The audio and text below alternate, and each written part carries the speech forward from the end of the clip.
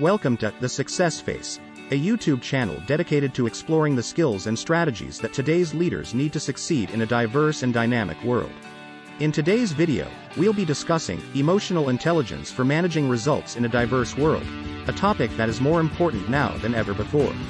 We'll be delving into the work of Lee Gardenswartz and his colleagues, who have done groundbreaking research on the role of emotional intelligence in effective leadership. We hope you'll join us as we explore the ways in which emotional intelligence can help us manage results, build strong teams, and create a more inclusive and effective workplace.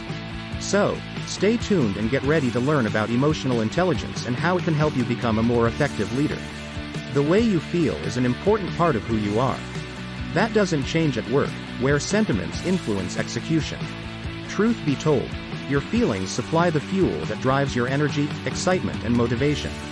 However, emotions can also lead to resentment and dissatisfaction. They can have negative effects on your workplace if they are not properly managed. Emotional intelligence has become increasingly recognized as a crucial foundation for success on and off the job over the past decade. Emotional intelligence, also known as the ability to understand and deal with feelings, both your own and those of others, in a healthy and constructive way, is well developed in people who are able to handle their emotions effectively. Your body's way of alerting you to something significant is through feelings. The suppression of them has negative effects. Feelings that are not expressed can lead to dysfunctional behaviors like substance abuse, anxiety, or depression. Sadly, many people are conditioned to ignore their feelings from an early age by societal expectations. Consider phrases like, "chill out," "big boys don't cry," or "keep a stiff upper lip" as examples. Emotions that aren't acknowledged can still affect behavior. To have the option to deal with your sentiments, you initially need to remember them. Emotional intelligence is a skill you can learn to use your emotions to your advantage. The following are the 5 steps to developing emotional intelligence. Determine the emotions you're experiencing. Understand how you feel and react to it. Control your emotional reaction. Speak to others about your feelings and needs. Bring emotional power into your relationships. To deal with diversity, you need emotional intelligence that includes both insight and action, knowing and doing. The workplace of today is becoming increasingly diverse. That presents an emotional challenge that is frequently ignored. Emotional turmoil can result from dealing with a wide range of cultures, lifestyles, and social expectations. Your feelings determine how you respond to other people, particularly those who are different from you. You can begin to respond appropriately and constructively once you comprehend your reactions. This knowledge has an impact on your actions and the direction you can provide your employees as a manager. Emotions are an untapped source of energy that operates, influencing situations and directing your behavior, like wind or water. The workplace has changed and will continue to change. Globalization has an impact on every facet of professional life, as demographics are constantly shifting. Employees must acquire the ability to deal with differences. People who are different from you either report to you or supervise you in the cubicle next to you. You need a new kind of emotional intelligence in the workplace of today that gives you the sensitivity and sense of purpose to deal well with diversity. The Emotional Intelligence and Diversity Model provides 4 avenues for enhancing your diversity-related emotional intelligence. 1. Affirmative introspection. You must manage your own emotions before you can manage other people. Acknowledging, owning, and accepting who you are, the good, the bad, the beautiful, and the ugly, is the goal of affirmative introspection. While you can have an impact on others, you cannot force them to change. Within yourself, you have complete control over all changes. Examine your feelings, actions, and beliefs as the first step. Think about how you react to people who disagree with you. Take an objective look at yourself and acknowledge both your advantages and disadvantages. To succeed with affirmative introspection, follow these 6 steps and adopt an attitude of objective curiosity. Determine a behavior, emotion, or circumstance in which you would like to exercise greater self-control. Suspend all judgment about your sentiments, your contemplations, and your revelations. Determine the significance of the behavior or situation you are attempting to comprehend. Consider the positive and negative effects that these events or actions have on you. Recognize which feelings they incite in you. Take into consideration what you can learn from these realizations to become more objective. Interpersonal interactions, relationships, and conversations are like sheet music with lyrics and a melody. Knowing what makes you tick, being comfortable in your own skin, and being aware of your own biases and hot buttons, are all parts of looking inward. Examine the messages you received as a child to increase your awareness of the emotions that inspire you. Your deeply held beliefs were shaped by your experiences, culture, family values, and background. Although some of these beliefs have a positive and constructive effect on your behavior, others do not. You can choose a workplace that will inspire, motivate, and bring out the best in you by understanding these concepts. Tell your employees about your values and stories. Learn about their experiences, values, and beliefs. You will be able to design a workplace that fosters collaboration and productivity if you share this knowledge. Main concern: to love, respect, and accept others, you must first love, respect, and accept yourself. Hot buttons are sensitive areas that make you feel bad and can make you react in a volatile way that you might later regret. Don't act like Yvette, a director of human resources, who sent an angry email only to discover, to her dismay, that she had misinterpreted the situation later. The opinions, beliefs, and instinctive reactions that all people have about others are stereotypes, biases, and hot buttons. Identifying your hot buttons is the first step in controlling your reactions. Then you will be able to identify your responses and control them without feeling threatened or out of control. When you are unhappy with something about yourself, you are more likely to point it out to other people. However, when you are content with who you are, differences between other people will not pose a threat or challenge to you.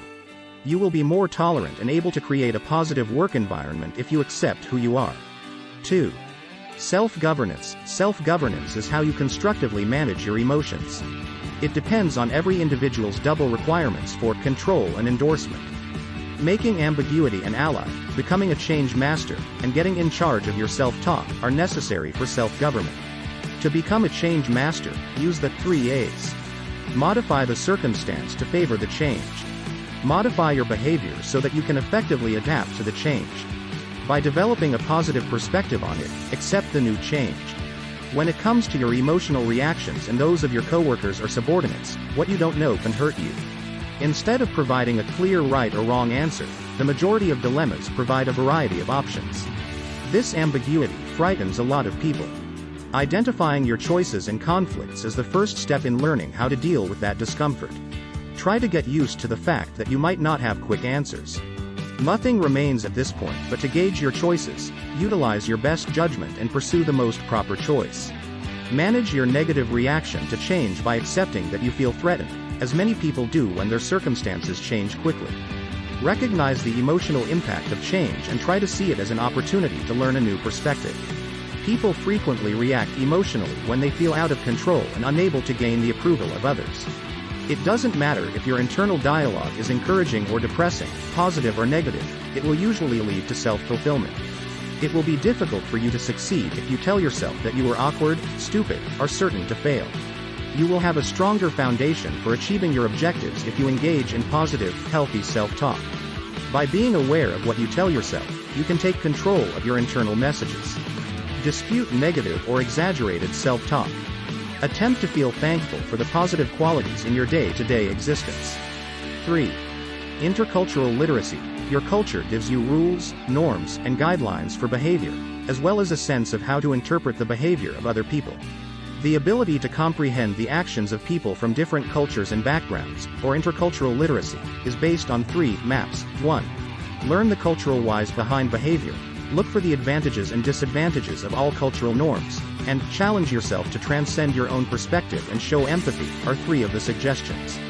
Dealing with their own feelings can keep individuals from obliterating each other and may bring about a redirection of energy into building a world, or if nothing else a work environment, where regard, collaboration and sympathy rule. Not only do cultural norms differ between communities but also between nations. They impact everything from how individuals convey to how they eat and how close they stand to each other. It is your responsibility as a manager to increase your awareness of and comprehension of the cultures of your employees. Promoting an environment of acceptance and patience will help them become more tolerant of other people's styles and perspectives. Make it abundantly clear that people must adapt to one another. Your employees shouldn't fall into the trap of thinking that just because they are different from other people, they are less good. Managers who are able to see the benefits and drawbacks of different cultures are better able to help their employees deal with the emotions that diversity brings up. Compassionate chiefs motivate dependability and devotion in their representatives. It is normal, natural, and frequently the most comfortable way to approach cultural differences, believing that your own way is right or superior. The capacity to feel and communicate compassion is fundamental for great administration. Recall past experiences that help you empathize with other people's concerns. Recognize their perspectives. Put aside your conclusions about a situation and consider it from a different perspective. Empathy enables you to see another person with compassion and takes your attention away from yourself. It requires you to listen with your heart and avoid being judgmental. 4. Social architecture is the ability to establish connections among individuals and groups as well as within teams. It entails designing a procedure for resolving disagreements, building a robust communication network, and creating a secure, innovative, and productive workplace.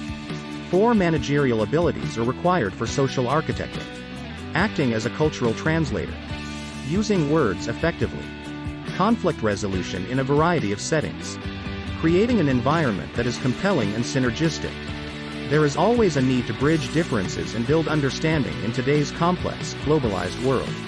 A bridge builder who is able to translate and decipher the behavior norms of another culture into terms that are relatable is known as a cultural interpreter. Some people respond poorly to a single mode of communication.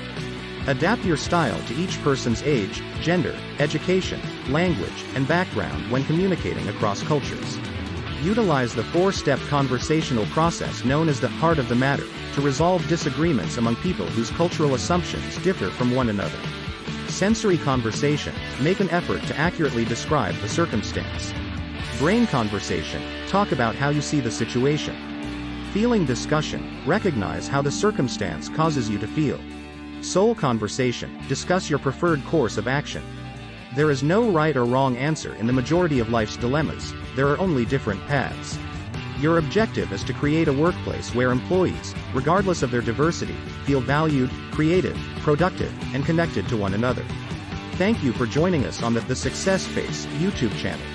In today's video, we discussed the importance of emotional intelligence in managing results in a diverse world, as highlighted in the book, Emotional Intelligence for Managing Results in a Diverse World, by Lee Gardenswartz et al.